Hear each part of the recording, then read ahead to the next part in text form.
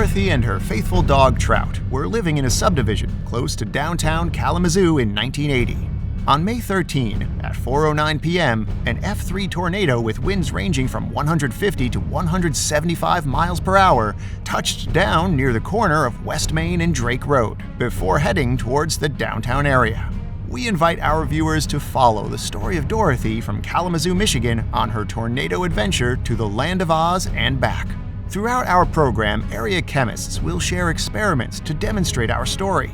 This year's Chemistry Day represents our participation in the 2021 National Chemistry Week, an outreach program of the American Chemical Society. Chemist John Beck creates a chemical rainbow using acids and bases. Marah then uses an acid and a base to visualize a vortex inside a bottle. Hello, my name is John, and I'm going to be showing you an acid-base rainbow today. So as you can see here, we have several different acids and bases, and some of them are what you'd find in your home. We actually have some sparkling water. It's the bubbling water you sometimes find in soda pop. We also have some ammonia, like used to clean in your kitchen, as well as some baking soda solution, and just normal vinegar you might use to make a salad. So we're going to take a look at these solutions, and we're going to see what happens when we add an acid-base indicator. So chemists and scientists, when they want to know if something is acidic or basic, add an indicator. And this is something that is commonly called the universal indicator. It's actually made extracting this pigment from red cabbage. So this is something you can actually do at home. You can take some red cabbage, you can boil it, and you can make some universal indicator, or you can buy it in powdered form. So what we're going to do is we're going to go through and we're going to add some of the indicator to each of these solutions. So this first one here is sulfuric acid. So we're going to take a nice large amount of the indicator, and we're going to add it, and we're going to see what happens as far as any color. And as we go through, this is kind of a purple color.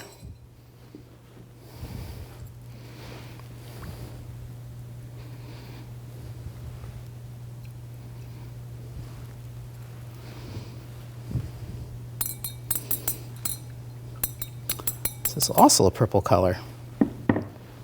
And now we're going to try this sparkling water. Oh.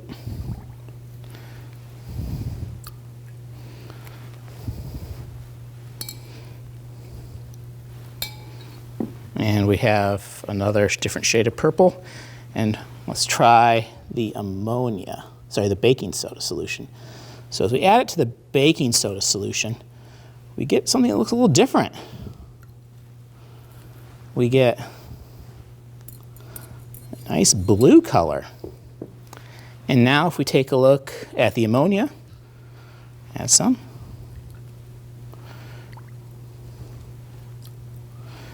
Add some to the ammonia solution, and it's actually almost a bluish green. It's a little different shade of blue.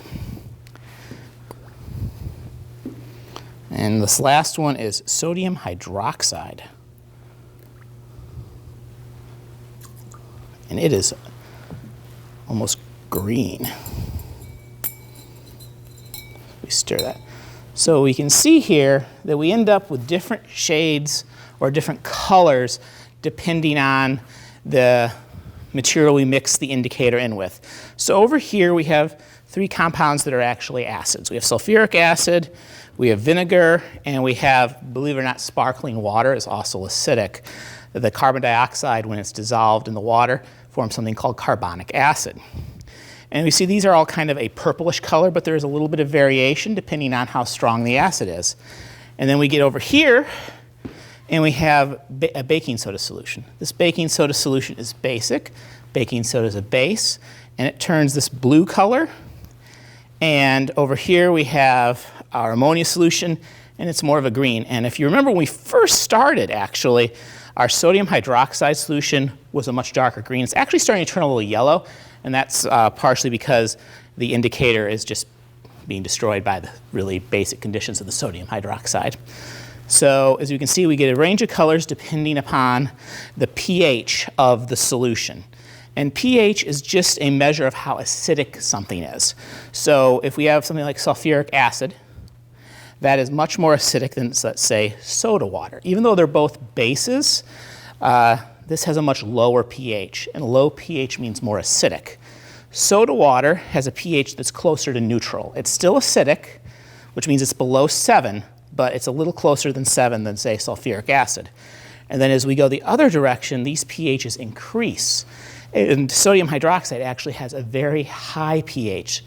And that high pH means that it is very basic. And as we can see, by adding different colored indicators, we can see whether something is an acid or a base. And we use this technique to find out in the lab if something is acidic or basic. Hi everyone, my name is Marah. I'm from Kalamazoo. I'm a 2021 grad from Kalamazoo College, and I'm going to show you a simple acid-base reaction using milk of magnesia and acetic acid. So first what we're going to do is add 500 mils of water into a beaker. This is a very large beaker. This is a 4-liter beaker. Secondly, I'm going to add ice to slow down our reaction. This is about 500 mils of ice cubes.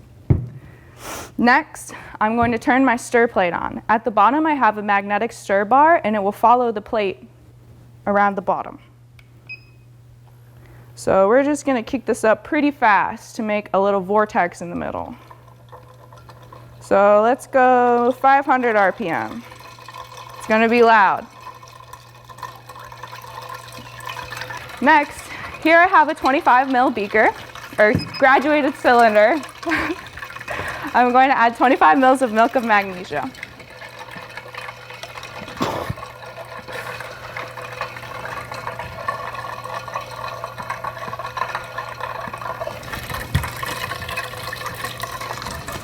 So here I have 25 mils of milk of magnesia. I'm going ahead and add it straight into our beaker, and it's a little stubborn. So I'm going to pat it out.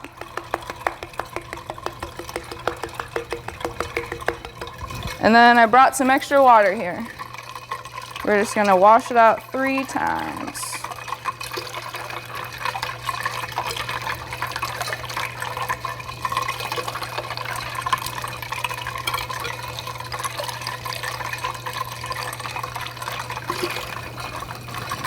Great.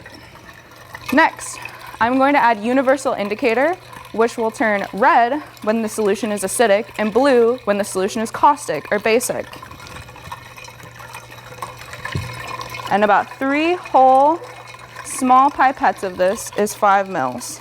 So you're going to see milk of magnesia has a hydroxide group in it. Therefore, it will create OH ions, hydroxide ions, in solution, which will make the solution basic. Great. You see our beaker here now has this dark blue color to it because we have milk of magnesia hanging out in there, dropping off all of its OH ions, and it's kind of like, what's next, right? We have to add our acid.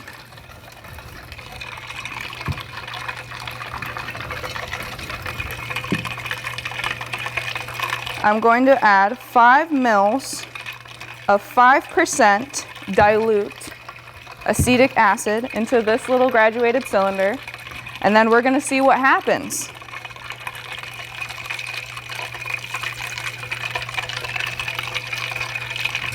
Wow, look at that color change.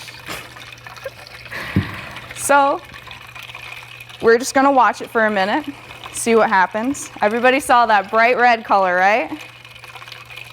Oh no, what's happening?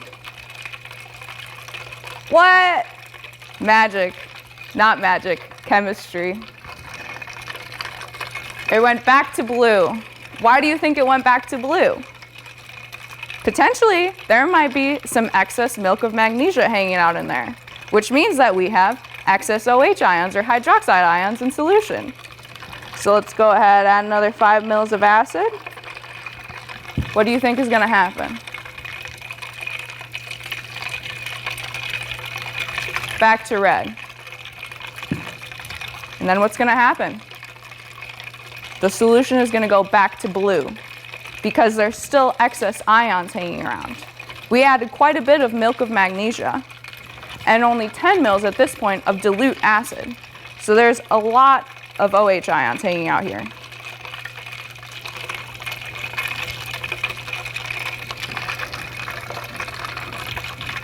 Next, I'm going to go ahead and add an excess of acid. And what do you think will happen when there's an excess of acid in solution? Will it be blue or will it be red? Let's find out.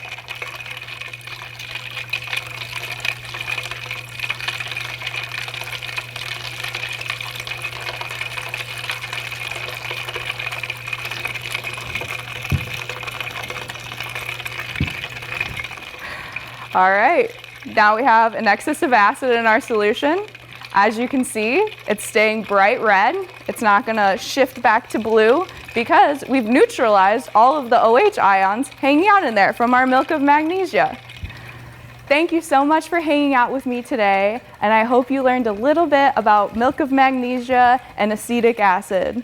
Acid-base reactions are really cool.